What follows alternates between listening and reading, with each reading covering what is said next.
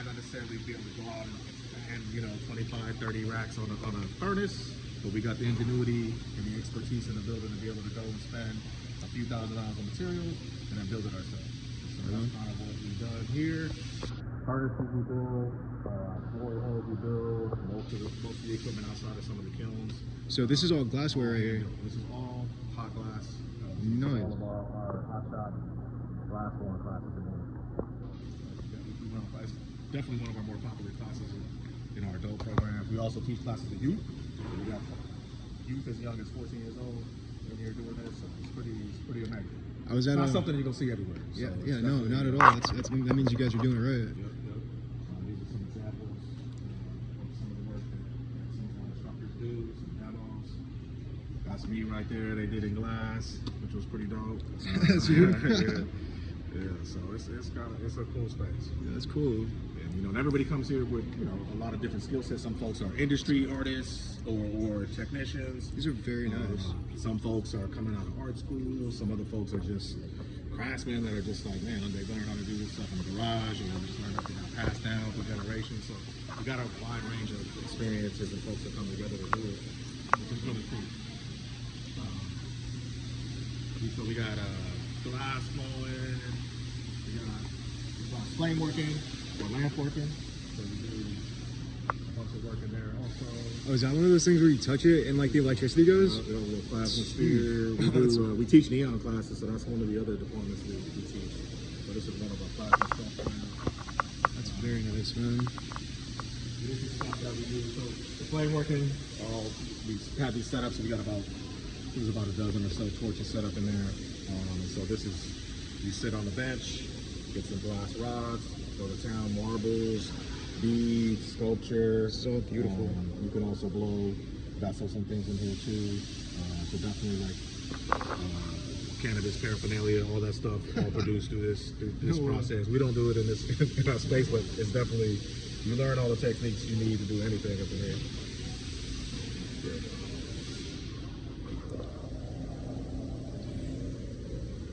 We also, one of the things that really is unique to our space is our foundry. So we have a foundry, which is pretty unique. Not very many people can walk in off the streets and cast something in bronze or aluminum or iron. So that's one of the things that definitely sets us apart from a lot of other educational spaces. So we teach folks how to do different types of casting.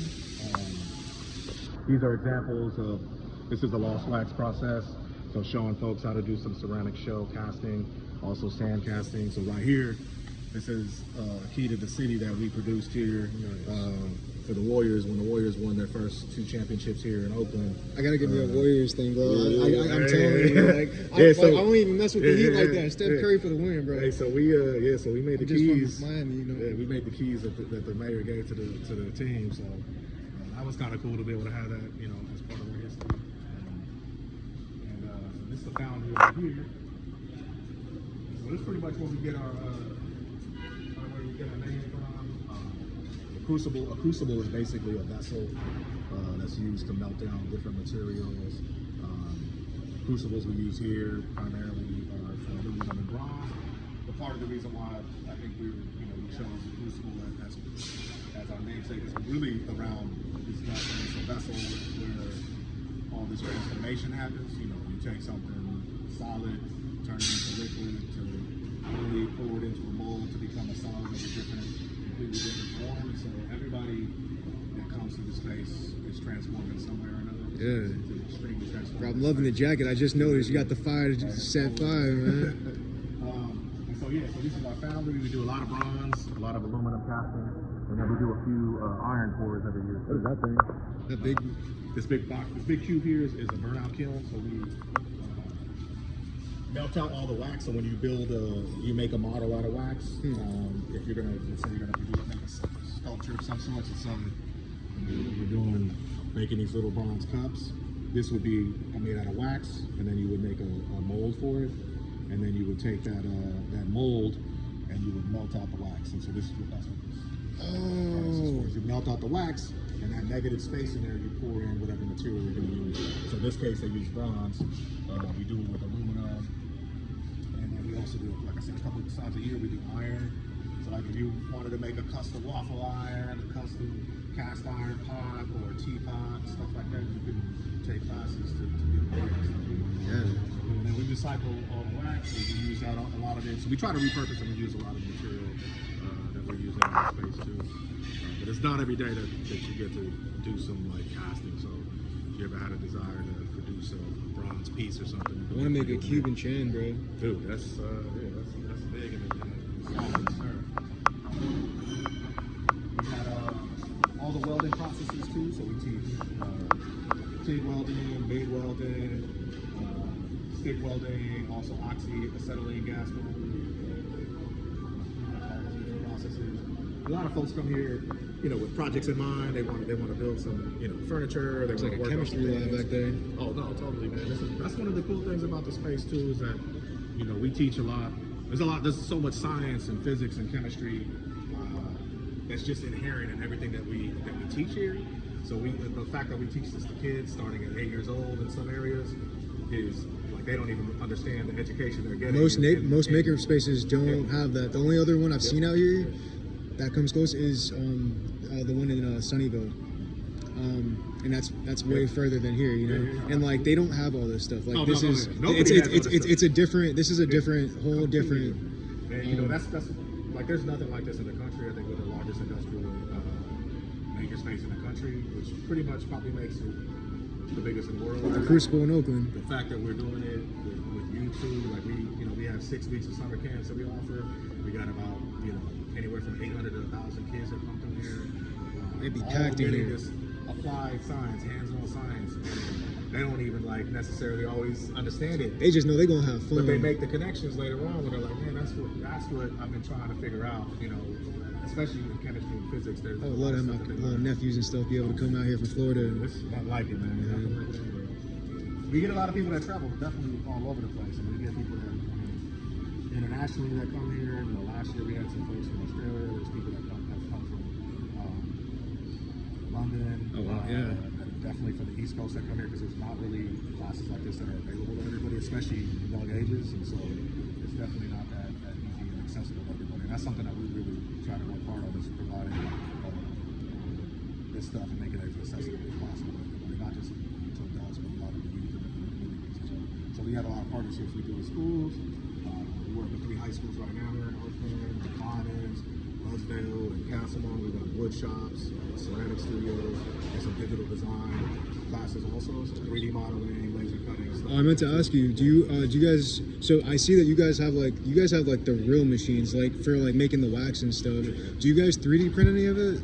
So like right now we don't have an official digital design studios. It's not an official department. Okay, yeah. But it's one of the things that we're building out now. I was looking at buying one for myself. That's what I was asking. Hopefully we'll have that. So we have a couple of 3D printers. We have a big industrial 3D printer that was donated last year. So we're just trying to figure out a space to be able to really make it a legit department. I saw one for like $200-300 on that I was thinking about getting. I don't know. I'm not like know more than me. That's why I'm asking. Yeah, it depends. Like for jewelry, I mean, like resin is probably like one of the better types of. I haven't made any of that. I gotta take a class, man. Like I'm serious. Like that's what I'm here for. But definitely, like we have casting classes, so we teach casting classes. Most of that is done wax, so most of it is like hand modeling in wax and jewelry.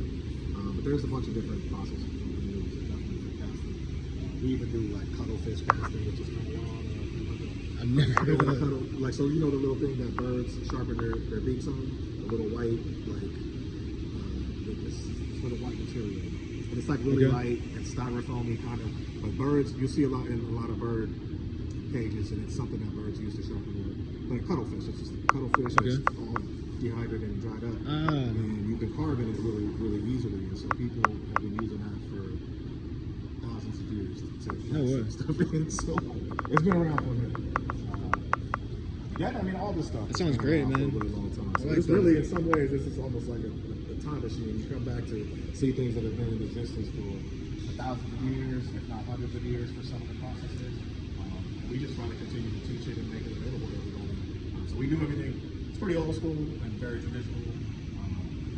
But there's definitely a lot more advanced ways to be able to produce stuff. But it's also like this is where most of the stuff is rooted in. And a lot of makerspaces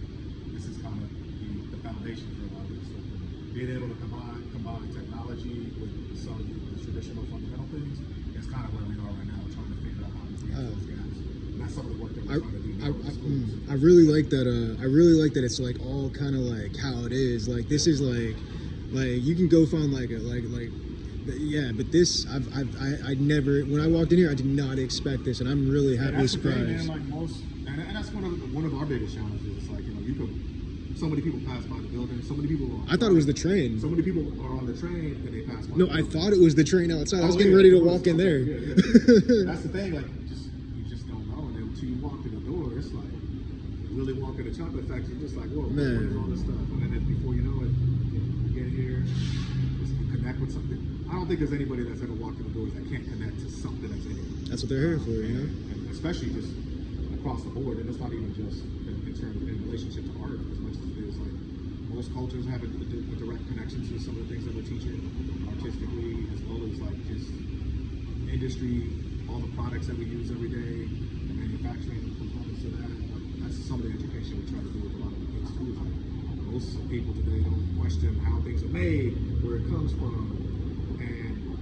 Really think about it on a daily basis, and it has a huge impact on our lives, like in terms of how we remove and the waste and all that stuff, how we recycle and repurpose them, but also just the value of things that we put a value on, like, right? So a lot of the kids we talk about a lot, like they're real quick to go out and ask their parents to spend $1,200, $1,300 on a phone, but never really question about how is that produced, or like how is that made, or even with just shoes and attire and things like that, like, you know, it costs like pennies on the dollar to produce a lot of this stuff, but yet we're able to like place this huge value on it, where we can walk into a gallery or we can walk into a craft fair and something that's made by hand, we're like, oh, I'm not paying $200 for that, but that's somebody's livelihood, that's somebody's life experience that went into producing that.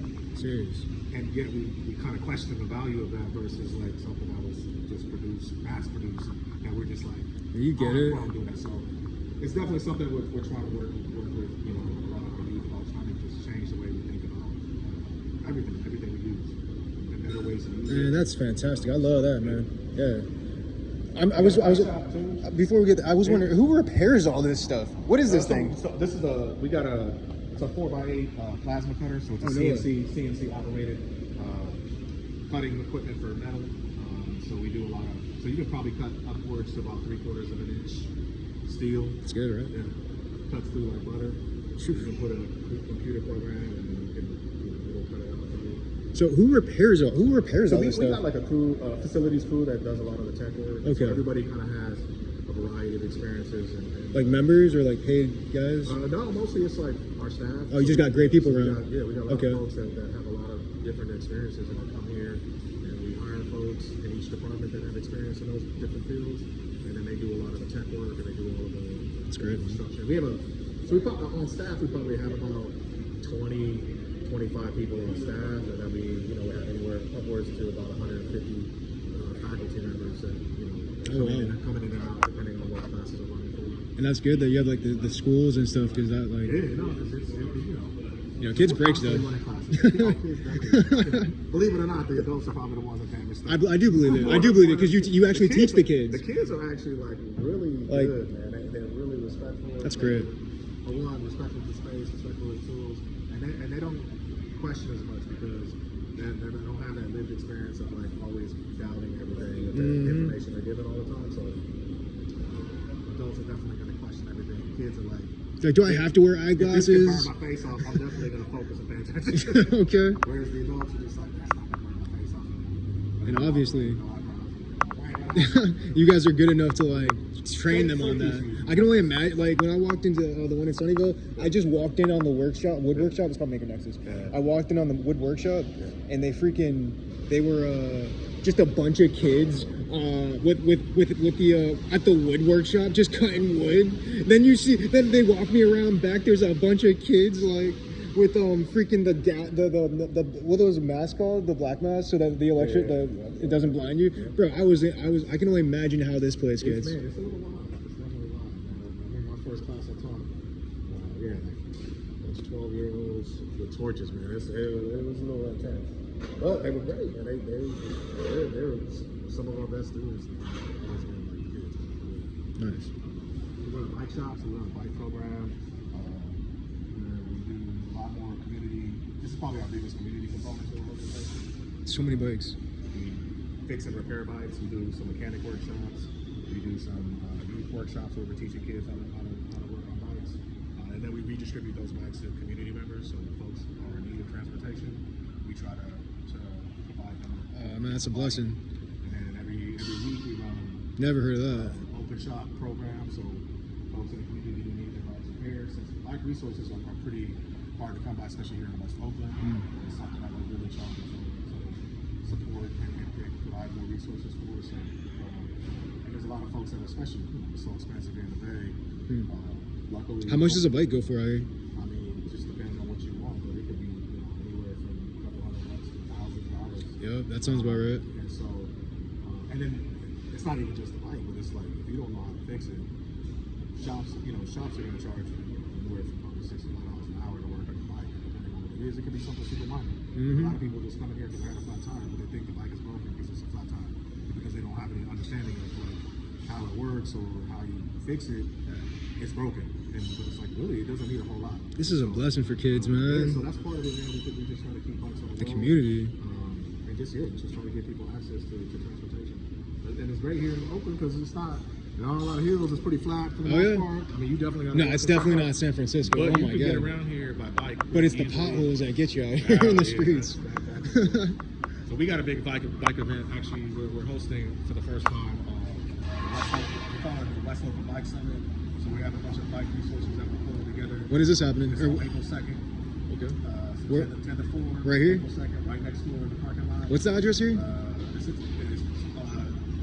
1260 7th Street. Okay. And so it's 1300 7th Street will be where the event is. We're going to shut down 8th Street right here. We got a bunch of vendors, a bunch of related resources and organizations, and we're trying to pull it all together to really get the community out to be able to see that there's some resources here. Find out what the needs are and better spread out some of those resources too, especially here in West Oakland. It's definitely so. But we got our first little bike summit that we're going to host on March 2nd, 10 to 4. Yeah, so come around. All right. Free. There'll be a lot of things for Oh wow. youth to do, some hands-on activities and stuff that will be available. Plus just plus resources. We're giving bikes away. There's a lot of stuff. We also have a community bike ride that'll happen that day too. I think it's at 3 o'clock. We're gonna do there's a gentleman that's gonna be putting together West Oakland historic ride. So we're gonna ride through the neighborhood. He's gonna give us some breakdowns on like historically stuff about West Oakland that's really important to this community. So it'll be a cool day. So big one studio.